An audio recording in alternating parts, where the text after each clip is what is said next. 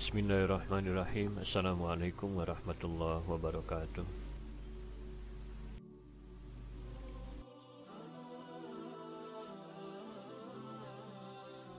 Sahabat sekalian, satu ayat yang sering kita dengar, kita baca, yaitu yang Allah cantumkan di dalam surat Al-Balad ayat keempat. A'udzubillahi minasyaitonirrajim. Laqad khalaqnal insana fi kabad. Sungguh kami telah menciptakan manusia dalam keadaan letih, dalam keadaan lelah. Jadi sahabat sekalian, sebenarnya Allah sudah menegaskan bahwa Allah menciptakan manusia di dalam kehidupan sehari-hari, hidup dalam keadaan yang letih dan dalam keadaan yang lelah.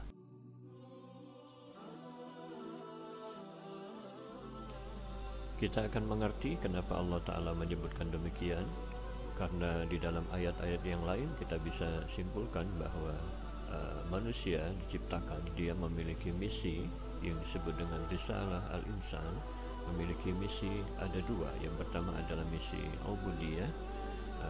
Ini dalilnya adalah Allah Ta'ala berfirman di dalam surat Az-Zariyat ayat 56, wa ma khalaqtul jinna wal insa illa liya'budun, dan tidaklah kami menciptakan jin dan manusia kecuali untuk beribadah kepada Allah. Ini adalah misi pertama, misi supaya umat Islam ini beriman, bertauhid, berakidah, melakukan sholat, melakukan ibadah-ibadah yang lain, termasuk saum Ramadan ini.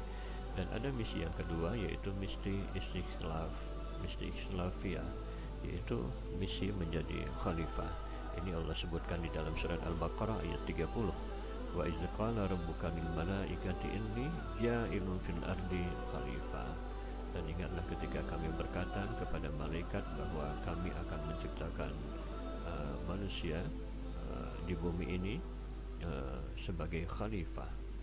Khalifah itu adalah bermakna pemimpin, penguasa di muka bumi ini, supaya bisa mereka mengelola bumi ini untuk kemakmuran mereka, mengelola bumi ini dengan sebaik-baiknya untuk kesejahteraan manusia.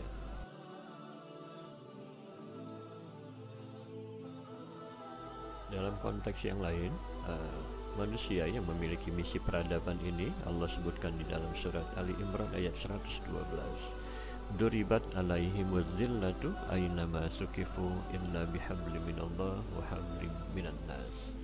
Ya, sungguh mereka itu akan selalu diliputi kehinaan di mana saja mereka berada, kecuali jika mereka melakukan dua hal, yaitu berpegang teguh kepada agama Allah dan berpegang teguh menjalin hubungan, menjalin komunikasi, menjalin hubungan baik dengan manusia. Jadi ini dua hal yang merupakan misi dari manusia selama dia hidup di dunia.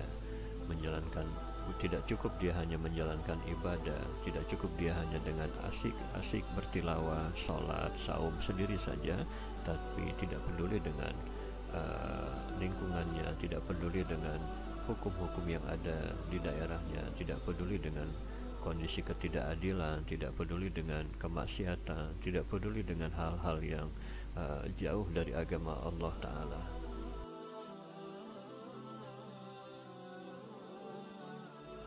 Maka begitulah kita manusia, terutama muslim, mukmin, kita akan merasakan letih karena memang Allah menciptakan kita begitu.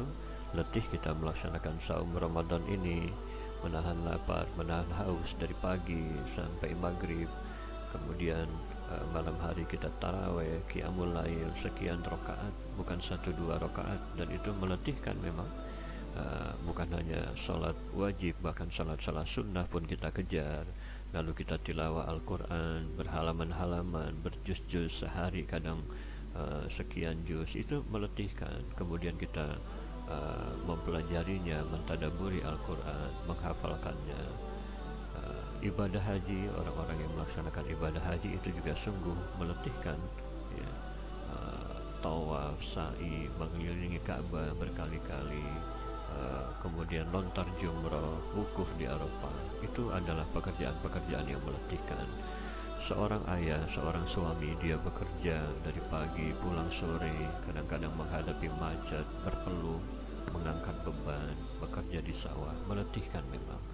Seorang ibu juga begitu, di dapur memasak, ya, mendidik anak-anaknya, itu juga pekerjaan yang meletihkan. Ada orang-orang yang menempuh perjalanan dari satu tempat ke tempat yang lain, berdakwah pagi, siang, malam, ya, melakukan rapat dari pagi sampai sore, begitu pekerjaannya, dan ini adalah hal-hal yang meletihkan. Tapi sahabat, tidak mengapa kita berlatih seperti itu, biarlah kita berlatih seperti itu. Dan orang-orang beriman sesungguhnya dia tidak akan lama merasakan letih seperti itu. Dia akan menikmati rasa letih itu, dan rasa letih itu akan berakhir manakala dia menghadapi sakaratul maut. Karena Rasulullah SAW bersabda, al-mu'min yamut bi'araqil jabin. Orang yang beriman itu mati dengan keringat di dahinya. Ini adalah tanda orang-orang yang husnul khatimah. Kenapa orang beriman itu berkeringat ketika sakaratul maut? Para ulama menyebutkan karena orang-orang beriman itu sudah letih dia melakukan amal-amal soleh di dunia ini, dan sehingga ketika sakaratul maut berkeringatlah. Keningnya itu tanda dia letih beramal, bekerja di dunia ini.